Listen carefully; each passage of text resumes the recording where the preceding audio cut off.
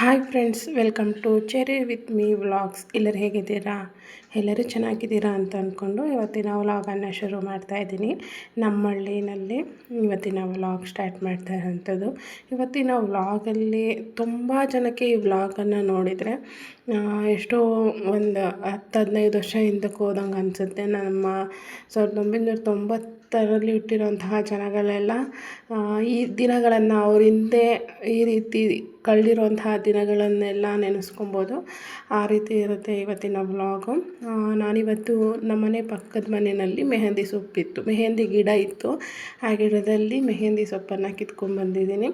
ನಾವು ಚಿಕ್ಕವರಿದ್ದಾಗ ಈ ರೀತಿ ಏನಾದರೂ ಫಂಕ್ಷನ್ ಇತ್ತು ಅಂತ ಅಂದರೆ ನಾವೆಲ್ಲ ನಮ್ಮನೆ ಹತ್ರ ಎಲ್ಲ ಮೆಹಂದಿ ಗಿಡಗಳನ್ನೆಲ್ಲ ಹಾಕ್ತಿರ್ಲಿಲ್ಲ. ಊರಲ್ಲಿ 2-3 ಮನೆಯಲ್ಲಿ ಅಷ್ಟೇ ಮೆಹಂದಿ ಗಿಡನ ಹಾಕ್ಕೊಳ್ತಾಯಿದ್ರು. ನಾವು ಏನಾದರೂ ಫಂಕ್ಷನ್ ಇತ್ತು ಅಂತಂದರೆ ಅವರನ್ನು ಕೇಳ್ತಿದ್ವಿ ಫಸ್ಟು. ಅವರು ಯಾವ ರೀತಿ ಅಂದರೆ ಊರಲ್ಲಿ ಮೊದಲೇ 2-3 ಮನೇಲಿ ಅಷ್ಟೇ ಅಲ್ವಾ ಗಿಡಗಳಿರ್ತಿದ್ದು. ಅವರು ಕೊಡ್ತಾನೇ ಇರಲಿಲ್ಲ, ಬೈದು ಕಳಿಸೋರು.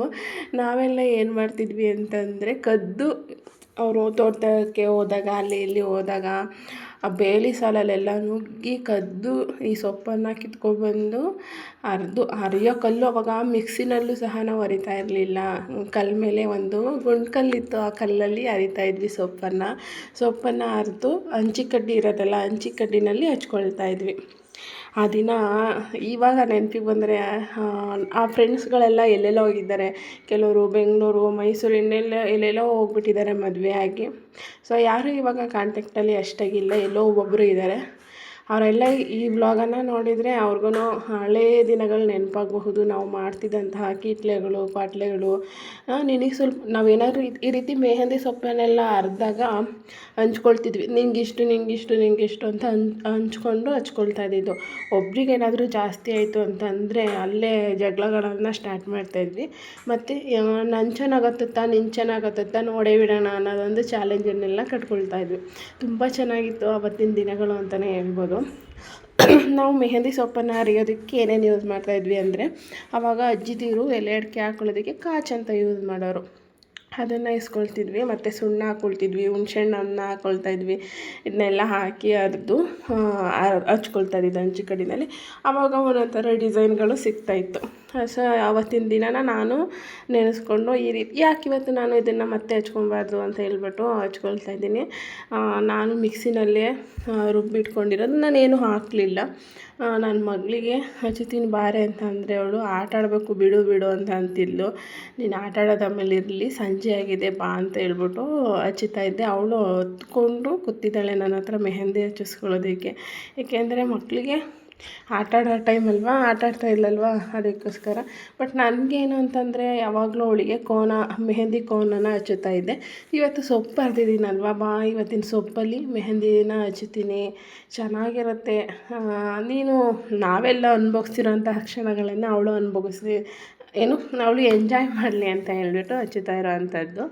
ಅವಳು ಕೊನೆಗೆ ತಾಳ್ಮೆಯಿಂದ ಕೂತ್ಕೊಳ್ಳೋ ಅಂಥ ಮಗಳೇ ಅಲ್ಲವೇ ಅಲ್ಲ. ಏನೋ ಎದುರಿಸಿ ಹೊಡಿತೀನಿ, ಅದು ಕೊಡಿಸ್ತೀನಿ, ಚಾಕ್ಲೇಟ್ ಕೊಡಿಸ್ತೀನಿ, ಅದು ಇದು ಅಂತ ಎಲ್ಲ ಸುಳ್ಳು ಹೇಳಿ ಕೊನೆಗೆ ಫೈನಲಿ ಅವ್ಳಿಗೂ ಒಂದು ಡಿಸೈನನ್ನು ಮಾಡಿದ್ದೀನಿ. ಸೊ ಆ ಡಿಸೈನನ್ನು ನೋಡ್ಬೋದು, ನಿಮಗೆ ನೆನಪಾಗುತ್ತೆ ಅನಿಸುತ್ತೆ. ನಾವೆಲ್ಲ ಮೆಹಂದಿ ಸೊಪ್ಪಲ್ಲಿ ಮೆಹಂದಿ ಹಾಕ್ಕೊಳ್ತಿದ್ದಾಗ ನಾವು ಆಲ್ಮೋಸ್ಟ್ ಇದೇನೇ ಡಿಸೈನ್ ನಾವು ಯೂಸ್ ಮಾಡ್ತಾ ಇದ್ದಿದ್ದು. ಈ ಡಿಸೈನು ತುಂಬ ಅಂದರೆ ತುಂಬಾ ಚೆನ್ನಾಗಿ ಕಾಣಿಸುತ್ತೆ, ಲಕ್ಷಣ ಕಾಣಿಸುತ್ತೆ. ಮದುವೆ ಸೀಸನ್ಗಳಲ್ಲೆಲ್ಲ ಈ ರೀತಿ ಹಾಕ್ಕೊಂಡ್ರೆ ಚೆನ್ನಾಗಿರುತ್ತೆ. ಮತ್ತು ಕೆಲವೊಂದು ಮೆಹಂದಿ ಗಿಡಗಳು ಆವಾಗಿನ ಕಾಲದಲ್ಲಿ ಹತ್ತುತ್ತಾ ಇರಲಿಲ್ಲ. ಅದಕ್ಕೆ ನಾವು ತುಂಬ ಹುಣಸೆ ಹಣ್ಣಂತೆ ಆಮೇಲೆ ಸುಣ್ಣವೆಲ್ಲ ಹಾಕ್ತಾಯಿದ್ವಿ. ನಾನಿವತ್ತು ಏನೂ ಹಾಕಲಿಲ್ಲ, ತುಂಬಾ ಚೆನ್ನಾಗಿ ಹತ್ತುತ್ತೆ ಈ ಗಿಡ. ಅದಕ್ಕೋಸ್ಕರ ನಾನು ಏನೂ ಹಾಕಲಿಲ್ಲ.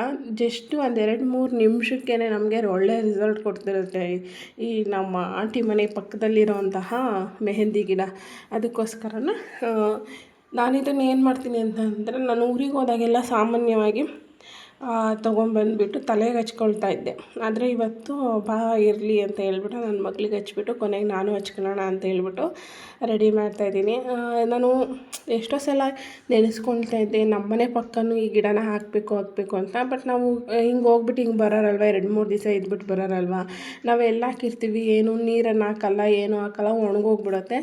ಅದಕ್ಕೋಸ್ಕರನೇ ನಾನು ಹಾಕ್ತಿರ್ಲಿಲ್ಲ. ಬಟ್ ಆದರೆ ಇವತ್ತು ಇರಲಿ ನೋಡೋಣ ಅದೆಷ್ಟು ದಿವಸ ಇರುತ್ತೋ ಇರಲಿ. ಬಟ್ ಮೆಹಂದಿ ಗಿಡ ಒಂದು ಇಷ್ಟು ಚಿಕ್ಕ ಕಡ್ಡಿ ಹಾಕಿದರೂ ಸಾಕು, ತುಂಬ ಚೆನ್ನಾಗಿ ಹತ್ಕೊಳ್ಳುತ್ತೆ. ಅದಕ್ಕೋಸ್ಕರನೇ ನಾನು ನಮ್ಮನೆ ಪಾಟಲ್ಲಾದರೆ ಯಾರಾದರೂ ನೀರು ಹಾಕ್ಬೋದೇನೋ ಅಂತ ಹೇಳ್ಬಿಟ್ಟು ಅಲ್ಲಿ ಹಾಕ್ಬಿಟ್ಟು ಬಂದಿದ್ದೀನಿ.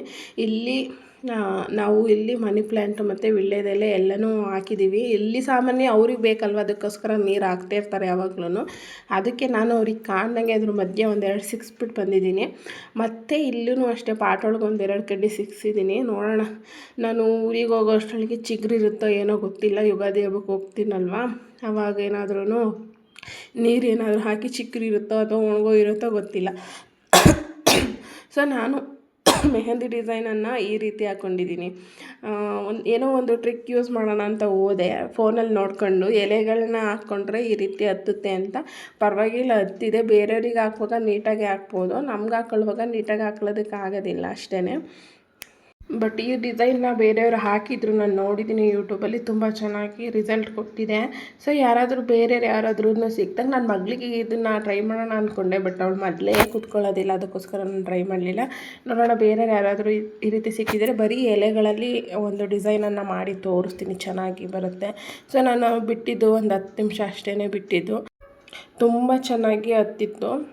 ಸೊ ಇವತ್ತಿನ ವ್ಲಾಗು ನಂಗೆ ಮಾತ್ರ ತುಂಬಾ ಇಷ್ಟ. ನಿಮಗೂ ಇಷ್ಟ ಆಗಿರುತ್ತೆ ಅಂತ ನಾನು ಅಂದ್ಕೊಂಡಿರ್ತೀನಿ. ಏಕೆಂದರೆ ನಾನು ತುಂಬಾ ಒಂದು 10-15 ವರ್ಷ ಹಿಂದಕ್ಕೇ ಹೋಗ್ಬಿಟ್ಟೆ. ಆ ದಿನಗಳನ್ನೆಲ್ಲ ನಾನು ನೆನಪಿಗೆ ಮಾಡಿಕೊಂಡೆ. ನನ್ನ ಫ್ರೆಂಡ್ಸ್ ಎಲ್ಲ ತುಂಬಾ ನೆನಪಾಗ್ಬಿಟ್ರು. ಸೊ ನಿಮಗೂ ಈ ವ್ಲಾಗನ್ನು ನೋಡಿದರೆ ನಿಮ್ಮ ನೆನಪುಗಳೇನಾದ್ರು ಬಂತು ಅಂತಂದರೆ ನನ್ನ ಕಮೆಂಟನ್ನು ಮಾಡಿ, ನನ್ನ ವೀಡಿಯೋಗೆ ಕಮೆಂಟನ್ನು ಮಾಡಿ ತಿಳಿಸಿ. ಓಕೆನಾ? ಈ ವಿಡಿಯೋನ ಇಲ್ಲಿಗೆ ಎಂಡ್ ಮಾಡ್ತಾಯಿದ್ದೀನಿ. Thank you so much. Bye bye, take care all.